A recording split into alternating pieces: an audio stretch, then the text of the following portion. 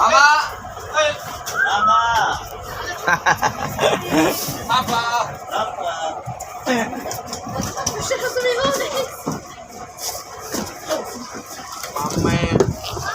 Alright guys, so good morning and welcome to Apo Island again. So now we are here. This is the dive sites and spots for Apo Island, but this time we are here in Katipanan. This is our position now. So Katipanan is a name of a shell. This area was a lot of Katipanan shell before.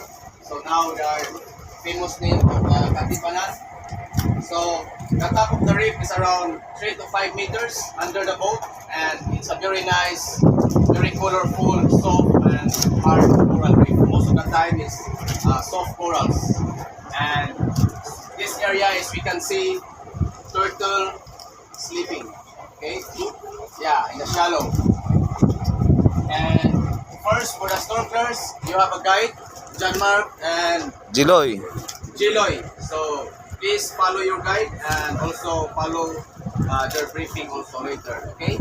So Apo Island is part of a national protected area.